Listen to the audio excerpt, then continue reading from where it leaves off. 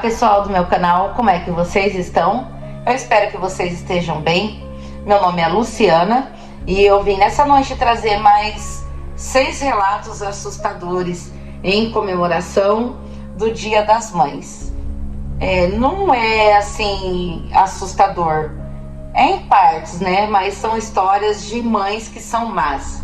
Antes de mais nada, antes de começar os relatos, eu quero pedir para vocês que você se inscreva, curte, comenta, né? O comentário também é importante. Comenta aí da cidade, da onde você está falando, o que você está achando, né? Ainda não tô assim com o meu cenário pronto, mas em breve vou estar fazendo um cenário bem bacana para vocês, para estar contando os relatos e histórias sobrenaturais para vocês, tá bom? E eu quero pedir também para que você que quiser contar a sua história, quer que eu conte aqui a sua história, o seu relato, né? Encaminhe para mim no e-mail asétimaporta6@gmail.com. Aí eu quero falar também que hoje eu tô aqui na minha cama debaixo da coberta, porque tá frio, tá bastante frio em SP. E eu quero que vocês comente pra mim se tá frio aí na sua cidade, como é que tá o clima, porque aqui tá bastante friozinho. Então, sem demora, sem enrolação, eu já vou começar o relato, porque são 6 relatos, tá bem?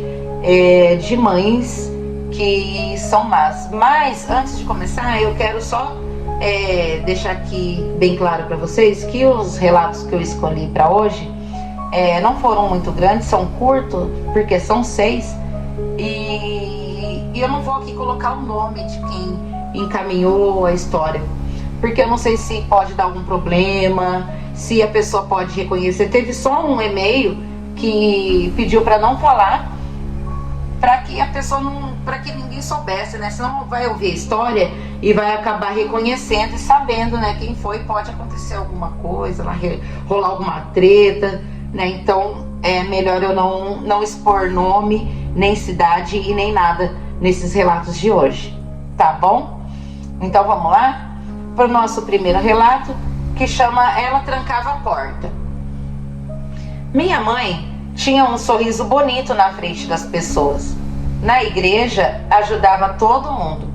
Na rua, era conhecida como uma mulher de coração bom. Mas dentro de casa, era diferente. Eu tinha 9 anos quando comecei a perceber que ela gostava de me ver com medo. Sempre que eu fazia algo errado, ela colocava no quartinho do fundo. Era pequeno, escuro, cheirava mofo. Ela trancava a porta por horas comigo lá dentro. No começo, eu chorava e batia na madeira. Depois aprendi que isso só fazia ela rir do outro lado. Porque chorar... ela aqui falando. Pode chorar, ninguém vai te ouvir. Uma noite, acordei com ela me puxando pelo braço. O relógio marcava as 3h07 da madrugada. Mãe perturbada essa, né? Acordar de madrugada para fazer maldade. Ela me levantou. Ela me levou até o quartinho sem dizer nada. Só daquela vez tinha... Pera lá, é que tá sem ponto, sem vírgula. Só que daquela vez tinha alguém lá dentro. Eu ouvi uma respiração pesada no escuro. Comecei a gritar desesperado. Mas minha mãe apenas fechou a porta e disse: agora vocês 2 vão aprender. Passei a noite inteira encostado na parede, ouvindo passos lentos ao meu redor. Quando amanheceu e ela abriu a porta, não tinha ninguém lá, Luciana. Só marcas de unhas na parede. E a minha mãe olhou para mim sorrindo e disse: viu? Ele gostou de você. Jesus amado, o que será que essa mãe mantinha nesse quartinho, né? Nesse quartinho escuro e deixava o filho ainda lá dentro? Eu, hein? Deus me livre. Isso aí que é maldade. Agora vamos para o nosso segundo relato, que chama A Comida da Mamãe.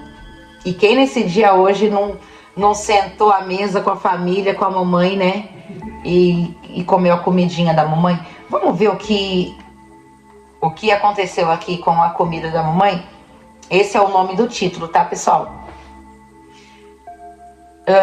Minha mãe odiava barulho, odiava crianças felizes, odiava quando eu ria. Ela dizia, meu filho, ela dizia que filho bom era filho quieto. Quando eu tinha apenas 6 anos, comecei a perceber algo estranho na comida. E o que será que ela aprontava? Às vezes o gosto era amargo. Outras vezes eu dormia tão pesado que ela acordava no chão do quarto sem lembrar de nada. Meu Deus. Uma madrugada acordei com sede e fui até ela, até a cozinha. Vi minha mãe colocando um pó branco no meu copo. Ela percebeu que eu estava olhando, que eu estava observando. Fiquei parada alguns segundos. Depois, ela sorriu lentamente. Volta pro quarto, filho. No dia seguinte,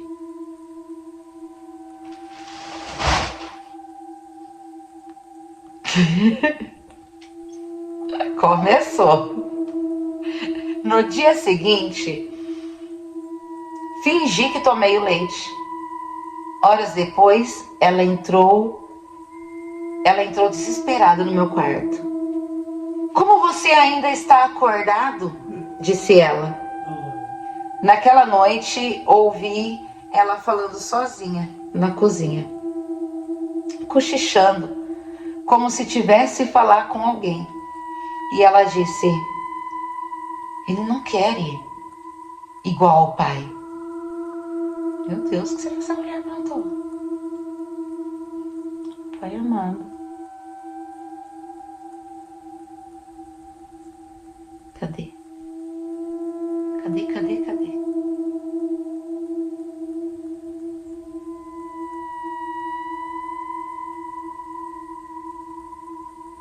Peraí, pessoal. Aqui, achei. Aí ela disse, ele não quer ir igual ao pai. Eu nunca conheci meu pai, Luciana. Mas depois disso, comecei a ouvir passos no corredor, toda a madrugada. Passos arrastados, parando na frente da minha porta. E uma voz masculina cochichando para mim. Não come nada que ela fizer. Gente do céu. E acabou o relato. E assim, eu acredito que essa voz masculina... Vamos parar para pensar aqui. Se ela disse no relato que ele não quer ir igual ao pai, eu acredito que o pai dele, que já falecido, uma vez que ele não conheceu o pai, né? Esses passos que ele ouvia arrastando no corredor e parando na frente da porta dele todas as noites, seria o espírito do pai, né? Falando, alertando, né, para ele, falando, não come nada o que ela fizer. Bizarro isso. Achei bem bizarrinho, achei assustador. Eu tô lendo os relatos aqui junto com vocês, tá? Eu não li antes, eu não tenho costume de ler, para que eu também leve o susto, se for para mim, se for bem assustador, tiver que assustar, né? Vamos lá então. Terceiro relato, que dizia, que tem por título Mamãe dizia que o porão tinha fome. A casa da minha infância tinha um porão velho. Minha mãe proibia qualquer pessoa de entrar lá. Mas toda noite eu escutava correntes balançando lá embaixo. E será que tinha alguém preso lá embaixo? Quando perguntava o que tinha ali, ela respondia: o porão fica bravo quando ele está com fome. Igual meu estômago. Quando eu tô com fome. Achei que era brincadeira, até o dia em que nosso cachorro desapareceu. Depois vieram os gatos da rua, que desapareceram também. E depois os passarinhos que o meu avô tinha no quintal. Minha mãe parecia cada vez mais feliz. Uma madrugada, acordei com ela parada do lado da minha cama. Deus me defenderá, né? Tanto lugar para ela parar. E eu tô muito rápida aqui e eu tô passando. Aqui, parei, achei. Uma madrugada, acordei com ela parada ao lado da minha cama. Ela segurava uma vela e estava sorrindo. E disse: hoje é a vez dele te conhecer. E eu estava fingindo que estava dormindo. E ouvi tudo aquilo e fiquei assustado. E ela me pegou pelo braço e me levou até o porão. O cheiro era horrível, cheiro de carne podre misturado com ferrugem e terra molhada. Quando ela abriu a porta, ouvi alguma coisa se mexendo no escuro. Correntes e respiração. Que será que ela mantinha viva ali naquele porão? E os olhos enormes brilhando lá no fundo. Minha mãe me empurrou escada abaixo. Ela não quis nem saber se eu iria me machucar ou não. Caí no chão, enquanto aquela coisa começava a se aproximar. Só lembrava dela fechando a porta e dizendo: se ele gostar de você, eu deixo você voltar. Então eu ouvi uma voz fraca do vidro sussurrando: você está comigo agora. E desde aquela noite, todas as vezes que passo por um espelho, sinto que não estou sozinha. Não importa aonde eu vá, ele está me observando. Achei esse relato assim um pouco estranho. Mas enfim, vamos lá. Vamos para o nosso quarto relato, que chama Minha Mãe Não Deixava os Espelhos Cobertos. Depois que meu pai morreu, minha mãe começou a agir estranho. Ela tirou todos os panos dos espelhos da casa e dizia que eles precisavam enxergar. Eu não entendia, pois era apenas uma criança. Toda madrugada, eu acordava com ela conversando sozinha e cochichando no banheiro. A voz dela era baixa, como se respondesse a alguém. Uma noite, fui espiar. Lá vai o curioso. Minha mãe estava parada na frente do espelho, completamente imóvel. Assim, eu já ouvi falar de espíritos que tem no espelho, né? Tem pessoas que invocam o espírito à meia-noite em ponto. Não sei se vocês já ouviram falar, se vocês já viram alguma história assim. Eu já ouvi, eu acho que a mãe dele devia praticar isso, né? Mas vamos ver aqui. Na frente do espelho, completamente imóvel. Mas o reflexo dela sorria e ela não. Fiquei sem conseguir respirar. Fiquei desesperado. O reflexo virou lentamente a cabeça para mim antes da minha mãe perceber que eu estava ali. Ela fechou a porta imediatamente. No dia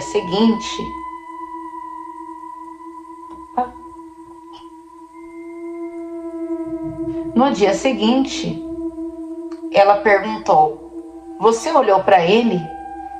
Eu comecei a chorar sem entender nada. Ela segurou meu rosto com força e sussurrou no meu ouvido: "Nunca responda quando ele chamar o seu nome." Naquela mesma noite, eu ouvi alguém cochichando no espelho do meu quarto. Mateus. Eu, hein? O que estava no espelho, né? Aquilo que a mãe conversava, que a mãe ficava ali à meia-noite, né? Conversando no espelho, era algo que ela mantinha contato, né? E aí acredito que ela ficou com medo do menino também ter feito contato visual ou algo do tipo, mas ela também disse aqui que o reflexo dela acabou olhando para ele primeiro antes da mãe, né? Antes que a mãe percebesse. Então eu acho que acabou tendo um contato ali também do Mateus no reflexo desse espelho, né? Porque depois aí ele fala que quando o espelho do quarto, quer dizer, então ele foi no quarto da mãe e viu a mãe fazendo aquela prática, né? Eu acredito que seja invocando algum espírito ou algo do tipo. Aí depois, naquela mesma noite, ele ouviu a voz no quarto dele, chamando pelo nome dele no espelho do quarto dele. Foi isso que eu entendi. Vamos lá então. Vamos para o nosso quinto relato. Nosso quinto relato, que tem por nome Ela Enterrava as Coisas no Quintal. Vamos entender aqui o que ela enterrava no quintal. Minha mãe sempre saía de madrugada com uma lanterna. Aí já não é de Deus, né? Que quem sai de madrugada com uma lanterna na mão? Eu não. Eu via pela janela, ela cavando buracos no quintal. Jamais. Ela cavando buracos no quintal, atrás da casa.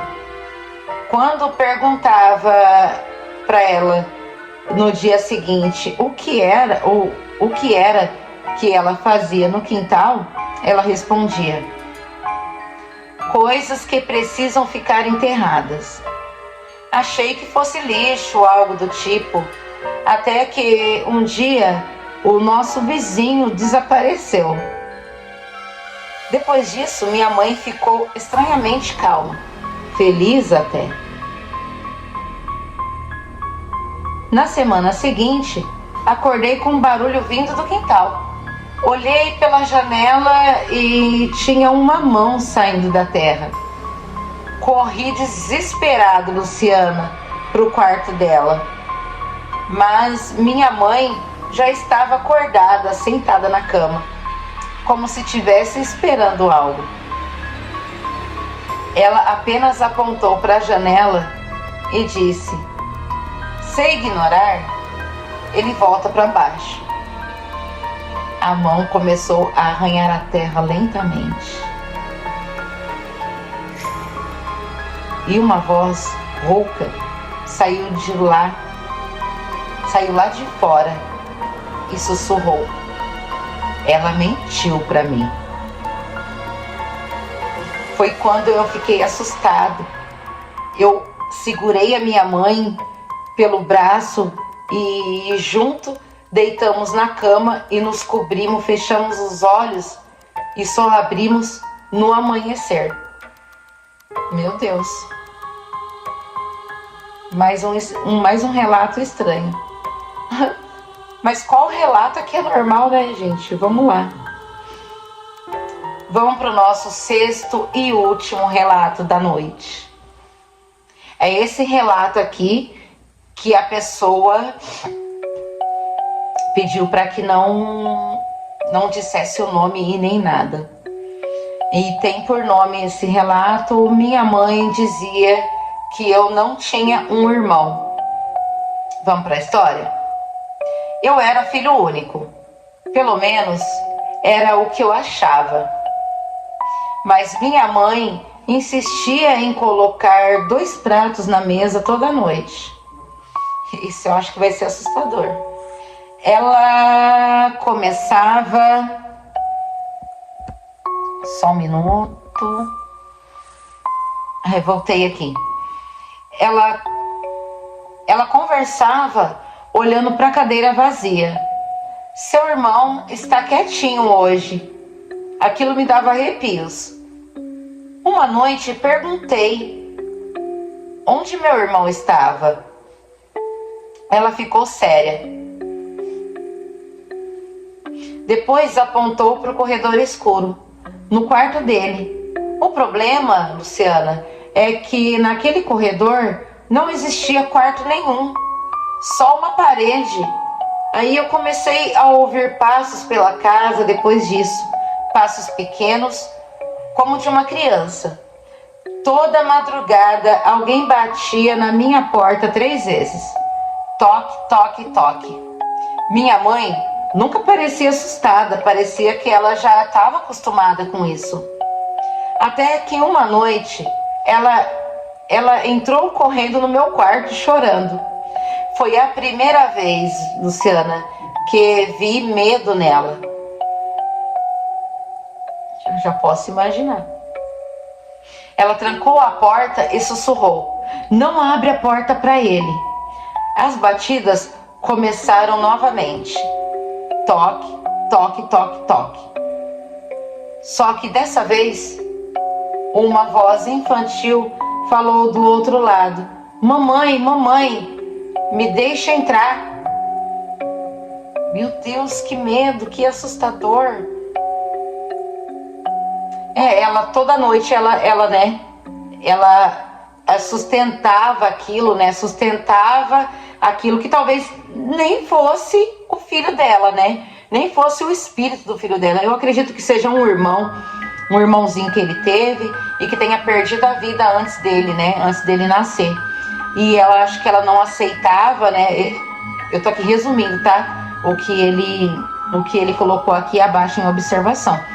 E ela não querendo acreditar que tudo aquilo tivesse acontecido, ela queria manter ainda a memória daquele filho que ela tinha vivo. Então ela colocava a mesa, o prato do filho dela, né, o filho dela que era vivo, e colocava o prato também do filho que partiu. E aí, de tanto ela sustentar ali aquele espírito dentro da casa, uma vez ele deve ter ali se materializado para ela, né? Ou ela deve ter visto algo ali estranho, né? E ficou com medo e correu pro quarto do filho, né? Geralmente ao contrário, é o filho que corre pro quarto da mãe com medo, né? E nessa história foi a mãe que correu pro quarto do filho e trancou a porta e falou: não deixe ele entrar, né? E a voz disse, né? Mamãe, me deixa entrar. Eu ficaria com medo. E vocês? Gente, é isso, né, que eu tenho por hoje. E se você tiver alguma história, algum relato que você quer que eu conte aqui para vocês, mande para o nosso e-mail, a setimaporta6@gmail.com. Eu ficarei feliz em estar contando aqui a história para vocês. E antes de sair, curte, compartilha, né? Se inscreva no canal, que é o mais importante, que vai nos ajudar bastante. E é isso, meus filhos. Eu abri a 7ª porta e agora eu vou fechar a 7ª porta, porque eu não vou deixar esse portal aberto mais de jeito nenhum, tá bom? É isso por hoje. Um beijo, um abraço e fiquem todos com Deus e até o próximo vídeo. Tchau!